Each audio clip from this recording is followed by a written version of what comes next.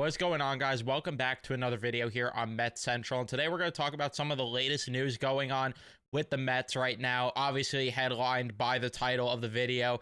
But before we jump into everything, please be sure to leave a like on the video if you do enjoy. Subscribe if you guys are new, especially if you're Met fans, and turn on your notifications so you know when I upload or go live on the channel. Before I jump into what you clicked on the video for, mostly I want to talk about a little bit of breaking news that we just received a few minutes ago that Tyrone Taylor underwent surgery. I think it was for a hernia, and then there was something with his elbow, I think, but apparently it's going to be a 2-month recovery, and he'll be okay. He'll be ready to go come spring training. So I'm glad to hear that he'll be okay, but it makes sense now why he slowed down once we got throughout the season, because he was on such a hot stretch down the road, and it was like, all right, he's going to be a big piece come the playoffs.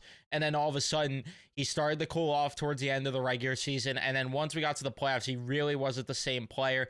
And if I had to guess, some of the injuries could have been from the fact that he was making unbelievable catches left and right out there. So it could be that. I don't know if it correlates, but either way, hopefully he's going to be healthy. And either way, if he's not, the Mets are going to be in the market for a center fielder, probably regardless, to help them split the bench with Tyrone Taylor. So regardless of if he's healthy or not, they're going to need to find someone to be ready to go come spring training besides just him. So we'll see where they go with that, but I wish him, of course, the best recovery. Not that he's watching this, I know, but I, of course, hope that he will be ready to go on time and there will be no delays with that. But in terms of what you clicked on the video for, it is the fact that we have got multiple reports as of lately, and it really got confirmed today, I believe, by Mike Mayer, that the New York Mets are indeed interested in Willy, of course, a shortstop who would have to move to third base if he were to sign with the Mets. John Heyman had the contract projected at 7 years, 180, and we saw a report from the guy that broke the Soler trade, I forgot his name, that said the Mets offered him that contract, so up to par pretty much to that. I'm not sure if that's 100% accurate, that report, but all I know is that this is a guy that has broke news before, so again, could be true, might not be true, I'm not sure, but all I know is that there clearly is interest there, and it makes sense given the fact that David Stearns, of course, acquired him in Milwaukee, and it makes sense considering the fact that the Mets need to address multiple infield positions, in my opinion, especially with the fact that Pete Alonso could be departing, which opens up first base or third base, depending on where you put Mark Vientos. My opinion right now is this, and I know it's not the popular one. I am down with signing Willy. My one thing that I'll say is this, though.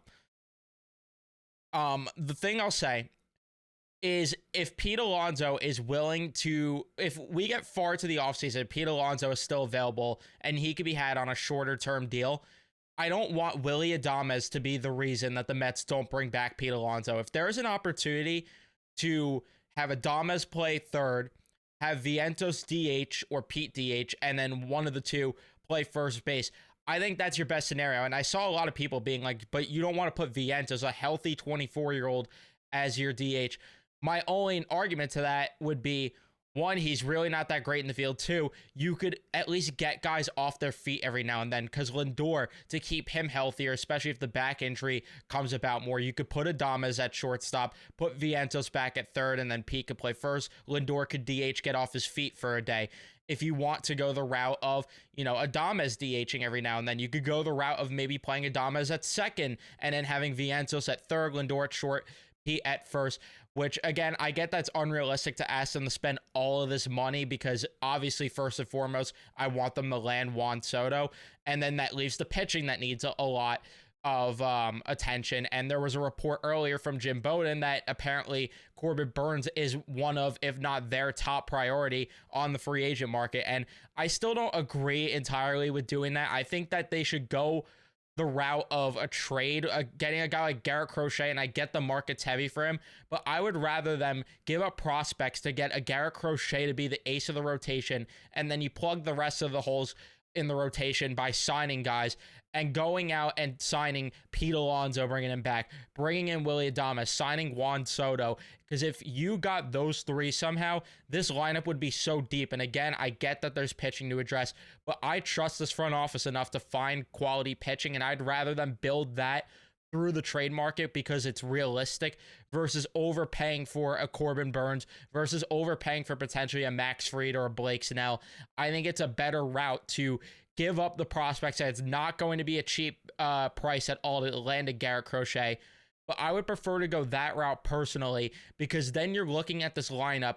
You have some sort of combination in the top 6 of, and this is, of course, hypothetical because it's not a guarantee they're going to land all these guys. But hypothetically, in that scenario, you have a lineup where you can plug and play with Lindor probably leading off. You put Soto probably 2. Then Vientos, Alonso. Then you have like Nimmo, Adames somewhere in there. Alvarez is going to be in the mix, of course. You have so many different options with this lineup, and it makes it so much deeper if they were to go that route.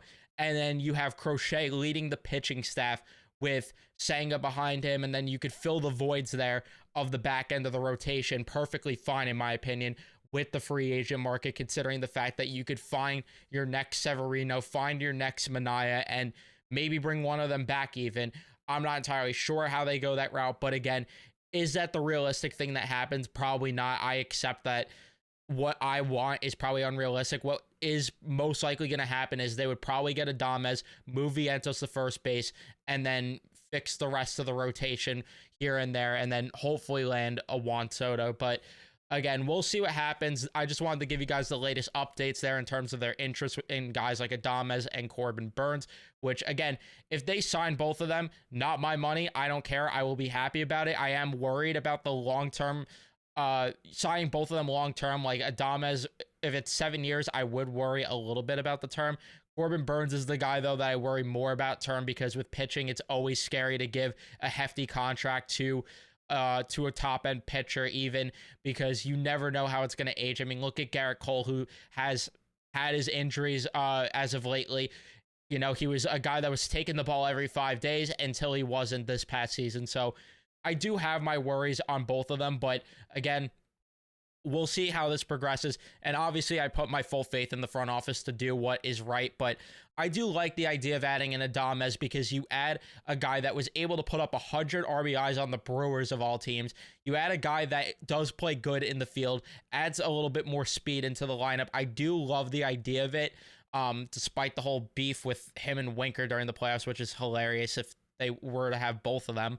But yeah, that's just my 2 cents on it, but I'd love to hear from you guys. You guys don't have to agree with me. You could have a different opinion. Let me know in the comment section down below. Don't forget to leave a like if you haven't already. Don't forget to subscribe. Turn on your notifications so you know when I upload or go live on the channel, and I'll see you guys in the next one.